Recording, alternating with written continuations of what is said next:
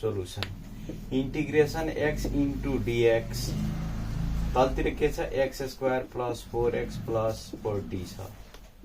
हामीले के बुझ्नुपर्छ सुरुमै हामीले के सम्झिनुपर्छ भने तलतिरको फंक्सन कति छ र माथि यदि 1 छैन भने त्यसलाई हामी फर्मुला पनि हाल्न मिल्दैन। यहाँ x छ, अब यो तलतिरको फंक्सनको डेरिभेटिभ हामीले माथि ल्याउनु पर्यो कि हामीले त्यसलाई के गर्न सकौं त लग वाला फर्मुलामा हाल्न सकौं भनेर। यसलाई हेर्नुस् त यसको डेरिभेटिभ कति भइदिन्छ त 2x + 4 हुन्छ। हामी के गर्दैछौं 1/2 हामी यहाँ कमन लिन्छौं 1/2 इंटीग्रेशन यो भनेको 2x भइदिन्छ।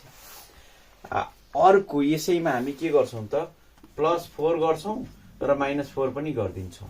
यसलाई हामी के गर्छौं x को whole square plus 2ab plus b square minus b square plus 40 dx।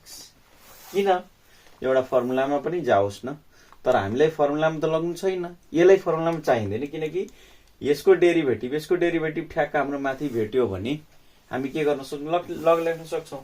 त्यहाँ हेरौं त यहाँ यसलाई हामी सेपरेट पनि गर्छौं। यो 1/2 यतिको ठाउँमा आखिरमा हाम्रो कति छ त यो function x square plus 4x plus 40 छ।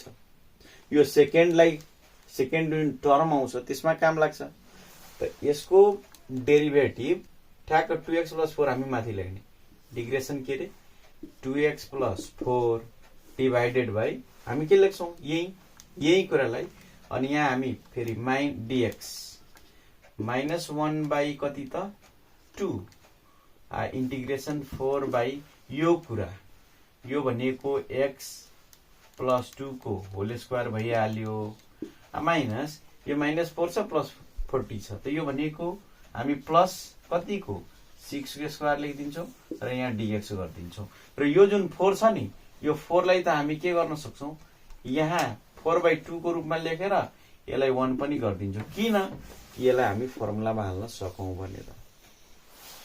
र यसको तल हामी कति लेखिदिन्छौं त x square plus 4x plus 40। अब हेर्नुस् त यसको डेरिभेटिभ माथि छ भने यसलाई हामी के गर्न सक्छौं 1/2 लग कति function x square plus 4x plus 40 लेख्न सक्छौं। अनि यसमा के हुन्छ 2 ले यहाँ माइनस छ 2 ले डिवाइड गर्ने भने 2 भइहाल्यो। अनि यो 2 इंटीग्रेशन यसको के हुन्छ फर्मुला त हामीलाई थाहा छ। यसको फर्मुला हुन्छ यदि 1/x square plus a square integration dx छ भने यसको फर्मुला हुन्छ 1/a tan inverse x/a plus c। त हामी यसैलाई के गर्दिन्छौं यो इंटीग्रेशन हटाउँछौं भने हामी फर्मुलामा हाल्दिन्छौं। त 1/a भनेको 6 भइहाल्यो।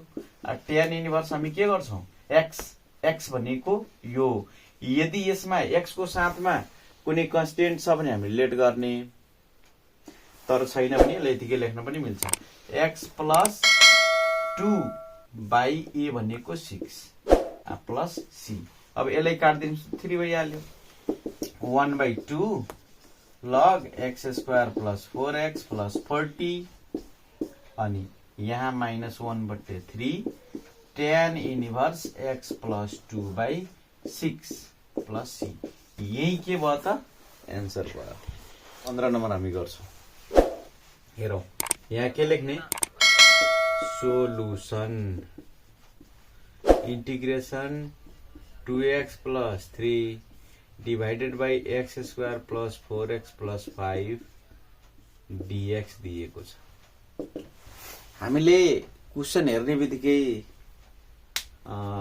कलम चलाउने हैन, पहिला ठ्याक्क दिमागमा के गर्नुपर्छ त दिमागमा हेर्नुपर्छ के दिएको छ त।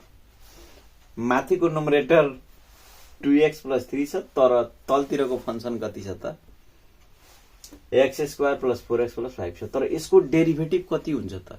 यदि यसको डेरिभेटिभ माथि मिल्या छ भने त सकिहाल्यो, ठ्याक्क त्यसले लगमा हामी राखिहाल्छौं। यदि तलको फंक्सनको डेरिभेटिभ छैन भने त्यो डेरिभेटिभ हामीले के गर्नुपर्छ ल्याउन सक्नुपर्छ माथिको न्युमरेटरलाई।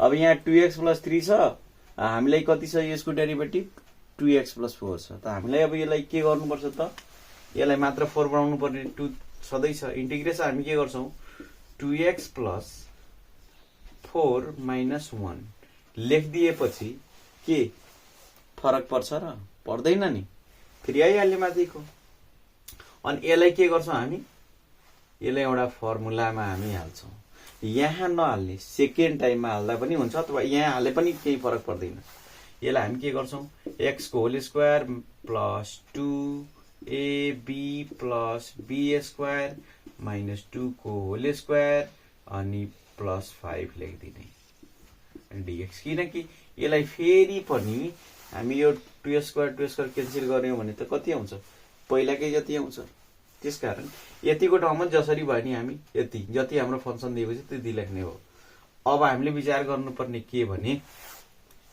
यसलाई सेपरेट गरौँ एकपटक सेपरेट गर्यौँ भने इन्टिग्रेसन के त 2x प्लस 4 अपन यो फंक्सन आखिरमा त यो फंक्सन हामी जुन लेखिराखेका छौं यो यतिकैबाट आएको नि यहीबाट आएको अब यो काम कहाँ लागिरहेछ भने अर्को पार्टमा यता मैले के गर्दिए x square plus 4x plus 5 लेखिदिए dx minus integration 1 by यसलाई त फर्मुलामा जुन बसिरहेछ x प्लस 2 को होल स्क्वायर प्लस यो 1 को स्क्वायर किनकि 4 प्लस 5 यानी कि कति भयो माइनस 4 छ प्लस 5 छ त माइनस यहाँ कति हुन्छ 1 को स्क्वायर dx अब हेर्नुस् त यो जब यो फंक्सन को डेरिभेटिभ माथि छ भने हामी सजिलै के लेख्न सक्छौं log लेख्न सक्छौं log given function x square plus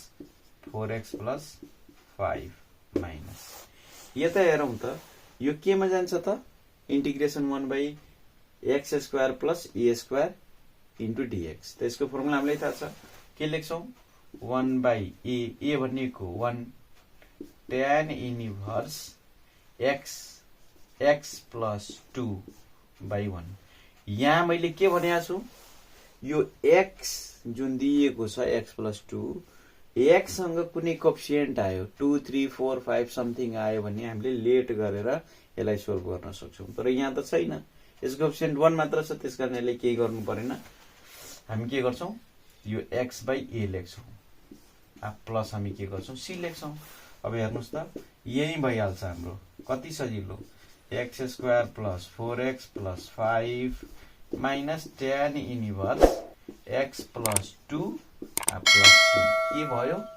answer यही भइदिन्छ सजिलो छ